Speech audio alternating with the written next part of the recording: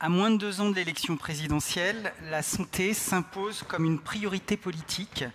Selon le bulletin de santé des Français porté par NERES, bulletin de santé 2025, 42% des électeurs placent cette santé parmi les thèmes majeurs qui guideront leur vote en 2027, juste derrière le pouvoir d'achat, 46%. Et puisque l'on parle de vote, d'élection, c'est un député qui va maintenant prendre la parole. Il s'agit de Guillaume Garot. Guillaume Garot est député socialiste de la Mayenne. Il a été maire de Laval. Mais ce qui a particulièrement suscité notre intérêt, c'est qu'il est l'auteur d'une proposition de loi transpartisane qui vise notamment, je le fais très court, à rendre obligatoire l'installation des médecins. Elle a été adoptée en mai par l'Assemblée nationale et je l'invite donc à me rejoindre sur la scène pour nous expliquer plus en détail en fait, sa façon, tout simplement, de voir les choses en la matière. Je vous en prie, prenez place. Comme vous voulez. Écoutez, on n'avait rien écrit, en fait. Donc, si vous voulez parler là, il faut juste que le micro soit branché. C'est bon? Ouais, allez-y. Merci. Merci à vous. Bonjour à chacune et chacun d'entre vous et merci beaucoup de votre invitation. Alors, en effet, je suis député de la Mayenne, un département rural de l'ouest de la France. Et je suis, comme beaucoup d'entre vous, manifestement confronté aux réalités de la désertification médicale. Et c'est la raison pour laquelle moi j'avais pris l'initiative, il y a maintenant de cela 3 années, de constituer à l'Assemblée un groupe de travail transpartisan avec des députés de gauche, de droite, du centre, pour essayer de trouver ensemble des solutions, et des solutions nouvelles qui n'auraient pas été mises en œuvre jusqu'à présent pour juguler cette désertification qui va croissant. Alors, nous avons beaucoup travaillé, beaucoup auditionné, et nous avons reçu des représentants de votre profession, notamment, puisque vous êtes une profession régulée depuis des années. Et puis, nous avons rédigé une proposition de loi que nous avons réussi, non sans mal, à inscrire à l'ordre du jour de l'Assemblée nationale autour d'un principe simple, en effet, c'est la régulation de l'installation. Alors, pas comme vous le dites, je me permets de nuancer ou de corriger même votre propos, il ne s'agit pas d'obliger un médecin à aller s'installer ici ou là dans les territoires aujourd'hui où la présence médicale est en grande souffrance. Ce n'est pas ça que nous disons. Nous disons, n'allez pas vous installer là où il y a déjà suffisamment de vos confrères. Ce n'est pas exactement la même chose. Première vocation de la régulation de l'installation, c'est d'empêcher que les inégalités ne s'aggravent entre les territoires les mieux dotés et tous les autres. Et on sait que les inégalités depuis 15 ans ne cessent de s'aggraver, c'est-à-dire qu'il y a toujours plus d'installations dans les territoires, dans les départements qui étaient déjà il y a 15 ans les mieux pourvus, les mieux dotés. Vous les connaissez, hein, géographiquement c'est plutôt le sud, plutôt le littoral, plutôt les stations de montagne.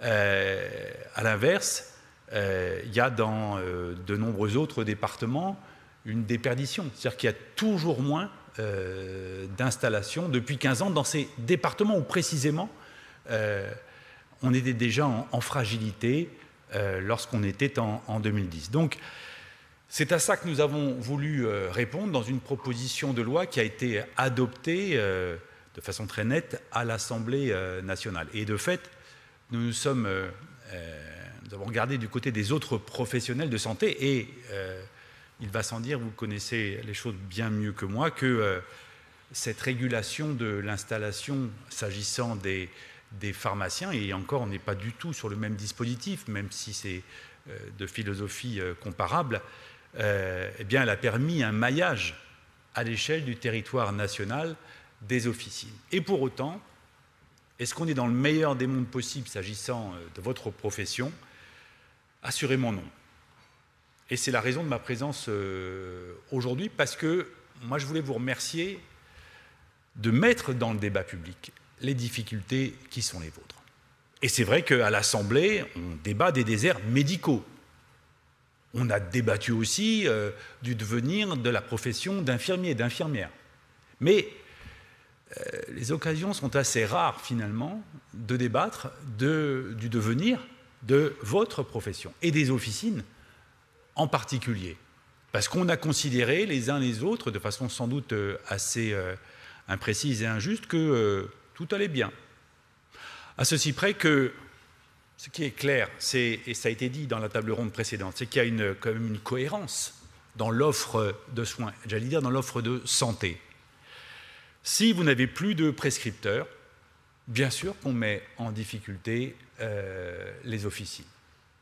Et donc, la question de la désertification médicale, elle a des conséquences tout à fait directes sur le maillage territorial. Ça veut dire qu'aujourd'hui, il faut trouver aussi des réponses s'agissant de votre profession et s'agissant de ce maillage. J'ai regardé d'un petit peu près les chiffres qui ont dû d'ailleurs être donnés précisément tout au long de la journée, mais 1000 officines en moins depuis 5 ans, si mes chiffres sont exacts. 10% en moins depuis 2014. Ça pose question alors qu'on était à un peu plus de 20 000 pharmacies. Alors, si on regarde du côté des tendances et surtout des pistes pour la suite, soit on considère que on laisse les choses aller comme elles vont aujourd'hui, au fil de l'eau.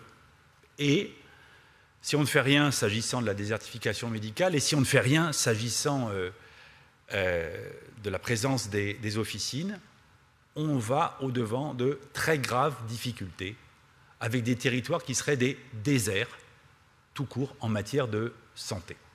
Soit on considère à l'inverse qu'il faut agir, et c'est le rôle de la puissance publique et c'est le rôle du législateur que de s'intéresser aux solutions. Je parle bien du législateur, dans le cadre d'une politique publique, et j'ai entendu, à travers vos interventions, ce qui relève aussi du conventionnel, c'est-à-dire des négociations avec l'assurance maladie. J'ai bien compris qu'il y avait une petite difficulté sur les remises des génériques, et que cette mesure-là, cette proposition-là, si elle est mise en œuvre, risquerait bien de fragiliser de façon fatale les officines les plus fragiles aujourd'hui. Et où sont les officines les plus fragiles aujourd'hui ? Précisément dans les territoires où la désertification médicale a frappé. Donc, il faut qu'il y ait beaucoup de discernement dans les propositions qui sont faites sur le plan conventionnel et qu'on avance là à pas compter. Bien sûr, tout le monde voudrait faire des économies et on nous demande de faire 40 milliards d'économies. Mais il faut faire attention à ce que les économies qui sont faites ne produisent pas davantage de problèmes et donc de dépenses à venir que ce qui est facialement serait économisé. Alors, au-delà de ça et au-delà de ce qui a été dit tout à l'heure sur les EHPAD, 2 ou 3 pistes sur lesquelles on pourrait peut-être avancer, et en tout cas comme législateur, moi je m'engage à travailler avec volontarisme, comme nous l'avons fait sur la question de la régulation de l'installation. D'abord, s'agissant du maillage et de la régulation du maillage, il y a une disposition qui d'ailleurs est aussi reprise avec des nuances dans une autre proposition de loi qui, elle, a été adoptée au Sénat, qui est celle du sénateur Moulier, sur la possibilité de créer ou de réouvrir des officines dans les communes de moins de 2500 habitants. Moi, je pense qu'il faut avancer là-dessus, en effet. Parce que si c'est ce qui permet de débloquer certaines situations et de garantir la présence d'officines, allons-y. On est dans un moment critique, j'ai bien compris. Et donc, si là, on peut agir de façon efficace, et bien sûr sous réserve qu'il y ait une étude d'impact pour ne pas fragiliser un écosystème autour. Mais si on est capable de réouvrir sur les communes de moins de 2500 habitants et que dans le même temps on a des mesures contre la désertification médicale, là on fait du bon travail. En tout cas, moi je suis prêt évidemment à avancer là-dessus, ça veut dire à porter des amendements sur le véhicule législatif qu'il faudra trouver pour qu'on aboutisse sans tarder.